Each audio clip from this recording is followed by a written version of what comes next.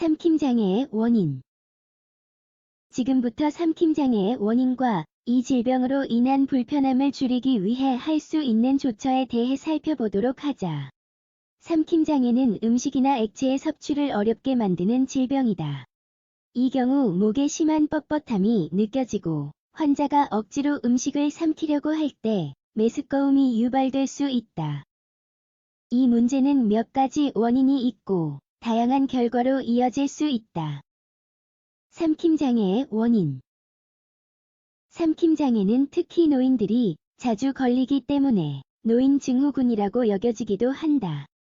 삼킴장애의 일부 원인은 다음과 같다.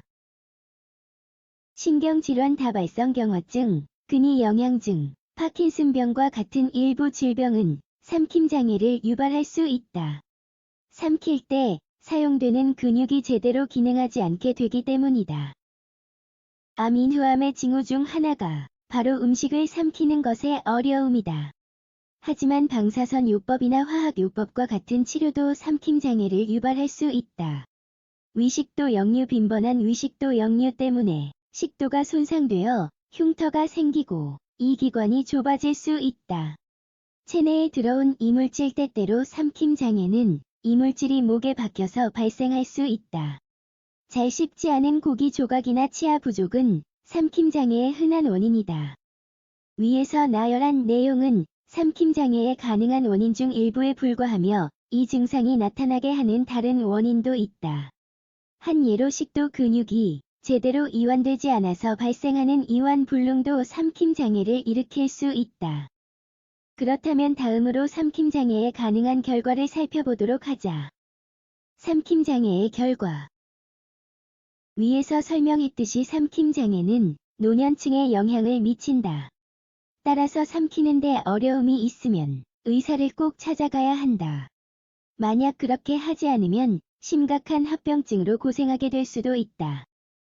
삼킴장애의 결과가 궁금하다면 아래 내용을 꼭 확인해 보도록 하자. 결과뿐만 아니라 현존하는 여러 가지 치료 방법에 관해서도 설명해 줄 것이다.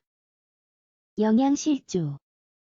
노년층이 삼킴장애를 앓고 있을 때 음식이나 액체류를 섭취할 수 없기 때문에 심각한 영양실조가 나타날 수 있다. 그리고 더 심한 경우 환자가 자신의 타액조차도 삼키지 못할 수도 있다. 이러한 경우 식단을 바꾸고 경구 보충제를 투여해야 한다. 동시에 영양실조를 예방하기 위해 영양 공급 튜브를 활용해야 할지도 모른다. 호흡기 문제. 두 번째 합병증인 호흡기 문제는 환자가 기도로 직접 들어가는 음식물을 무의식적으로 들이마실 때 발생한다. 이 경우 숨을 쉴 수 없게 되어 호흡 부전이 유발될 수 있다. 삼킴장애는 또한 흡입으로 인한 폐렴뿐만 아니라 간질성 폐렴으로 이어질 수 있다. 이는 매우 심각한 상황이기 때문에 노년층의 경우 즉시 치료를 받아야 한다.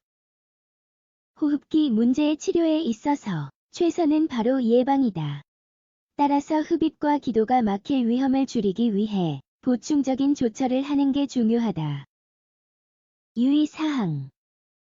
위에서 설명한 내용 외에도 삼킴장애와 관련하여 명심해야 할 사항이 있다.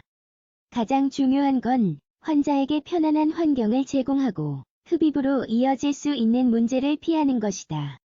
그리고 무엇보다도 환자는 의사의 구체적인 지시사항을 잘 따라야 한다. 만약 삼킴장애 증상이 있다면 반드시 의사를 찾아가자. 노년층의 경우라면 더욱더 그래야 한다. 병원에 가면 의사는 진단을 내리기 위해 필요한 검사를 할 것이며 일련의 권장사항에 대해서도 안내해 줄 것이다. 다시 한번 말하지만 이 경우 예방이 최선이며 특정한 종류의 운동이 삼키는 능력을 향상할 수 있음을 명심하자.